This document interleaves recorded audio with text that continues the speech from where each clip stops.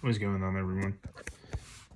As we move past week 4, going into week 5 for our quarterback rankings, we saw the establishment of Kenji Bahar and Kelley becoming solidified pieces of their franchises and keeping both teams in the playoff hunt.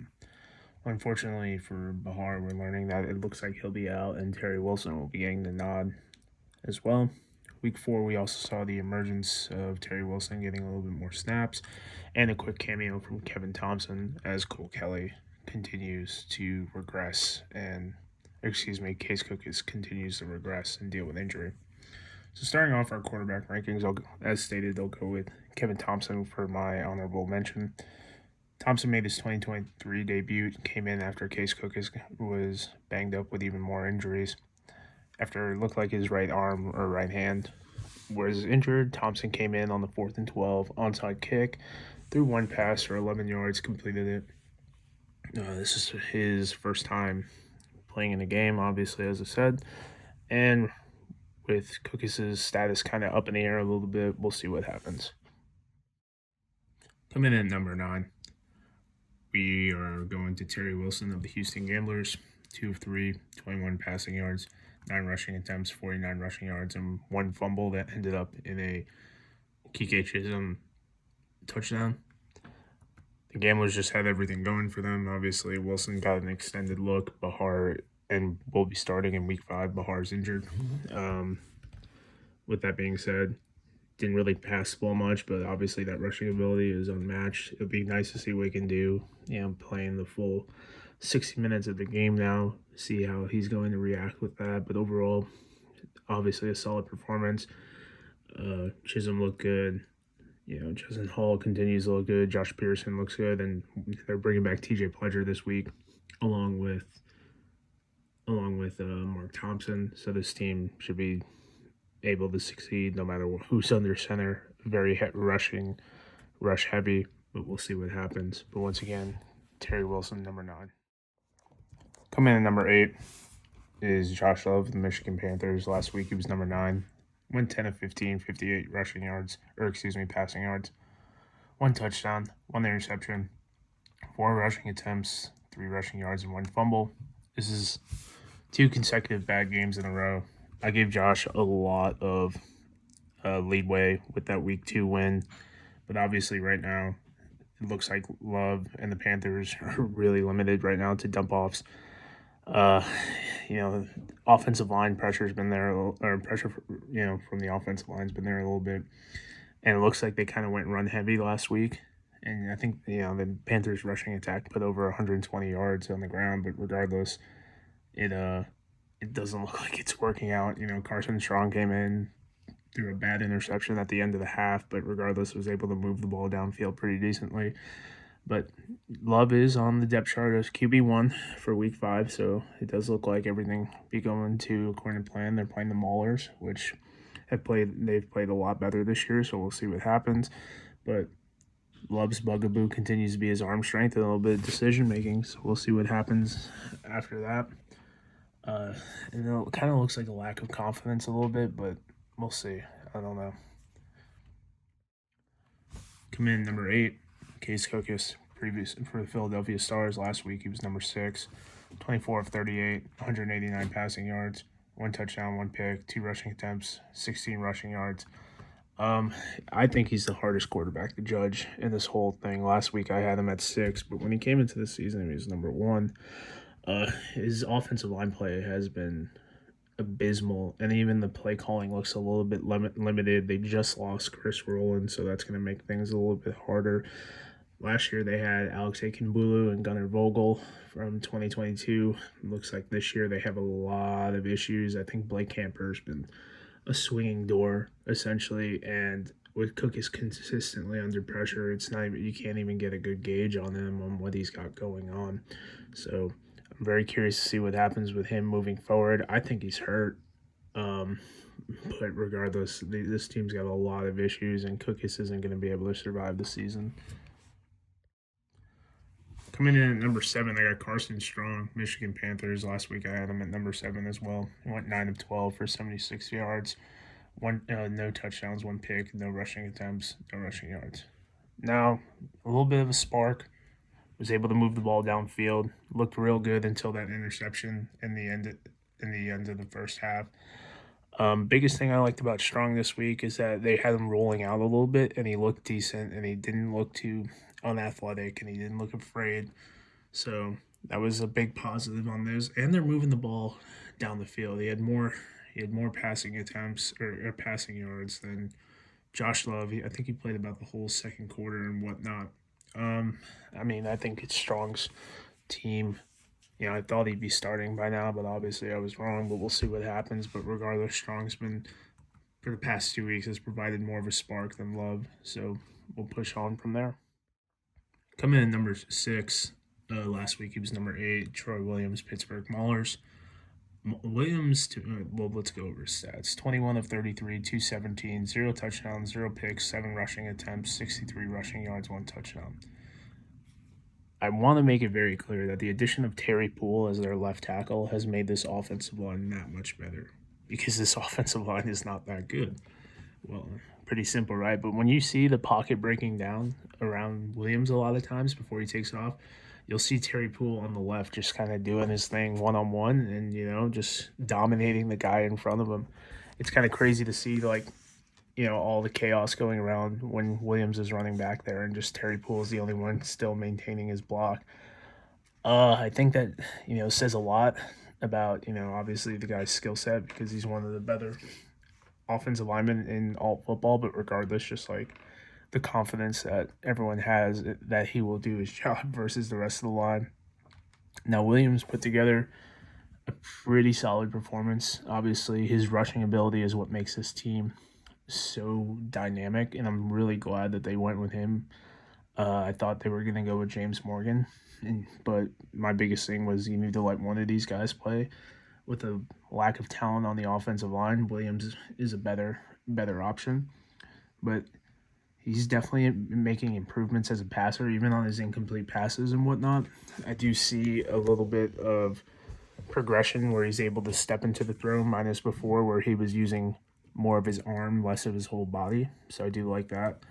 I don't know if he'll ever be an all-elite passer and whatnot, but you can't argue with 7 rushing attempts, 63 rushing yards. My issue is that because, Garrett Groshek and Madre London aren't the most sexiest of running backs in this league, it's going to put too much pressure on Williams moving forward into the season. So we'll see what happens, but improving every week.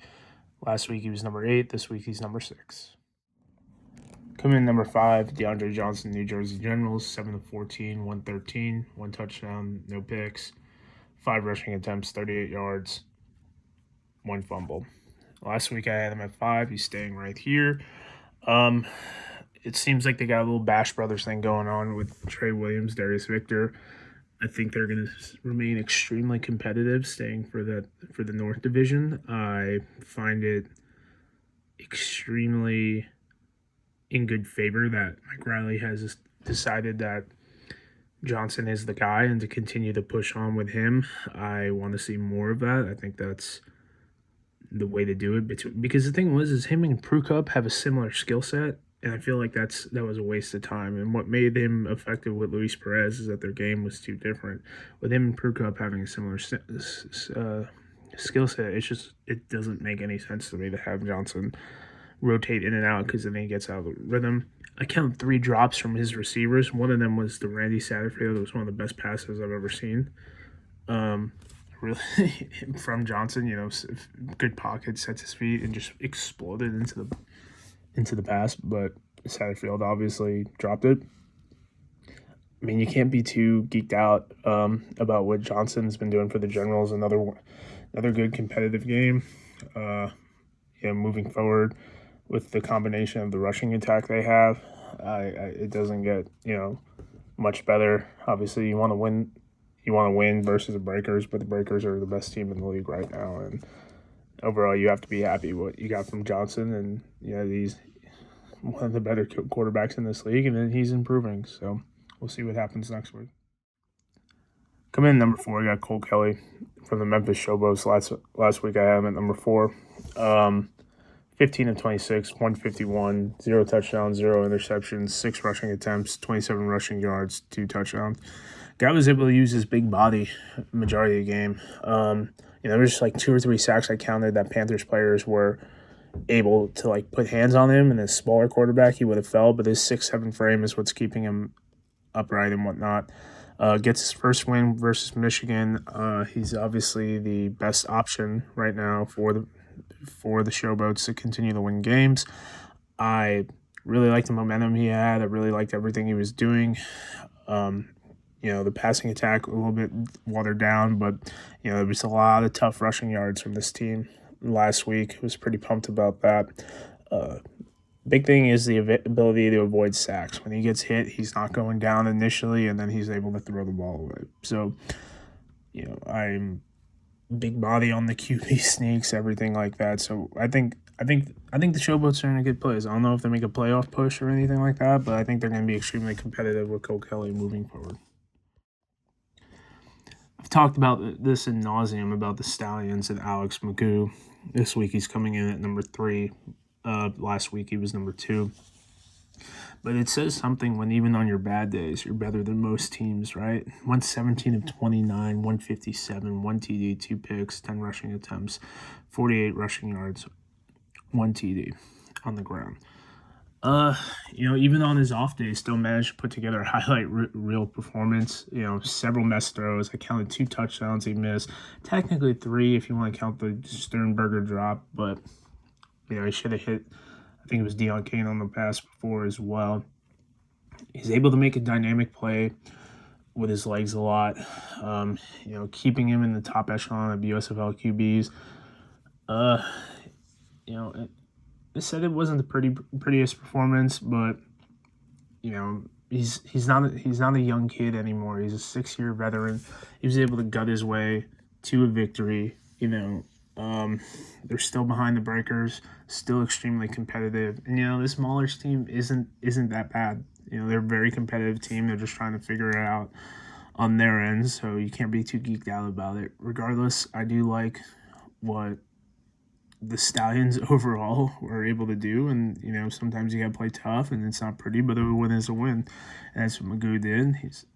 We can rave about his athleticism. Sometimes his arm strength could be lacking, as we saw that pass to Deion Kane, but we wonder, is it a strength thing or a confidence thing? And that's kind of my biggest thing between Magoo and Smith is, even on Smith's bad days, he doesn't seem so emotional. Magoo seems a little bit up there and, a little erratic with his, not erratic's not the right word, but can be a little emotional. So we'll see what happens next. Coming in at number 2, Kenji Bahar, Houston Gamblers, previous ranking number 3. Won 15 of 21, 230 passing yards, 2 TDs, 2 rushing attempts, 2 rushing yards, 1 fumble. This is his 7th professional start, and we're starting to see him improve.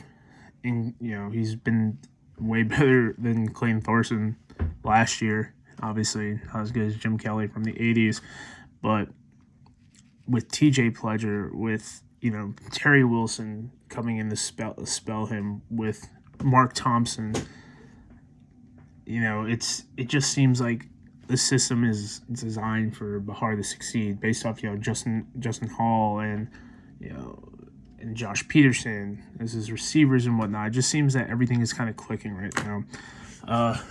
He doesn't have to worry about being athletic unless the play truly breaks down. Like, he doesn't have to use his legs all the time because he's coming in just to do that. So as far as like push the ball down the field and actually be a true quarterback, a prototypical quarterback. Unfortunately, he did get hurt.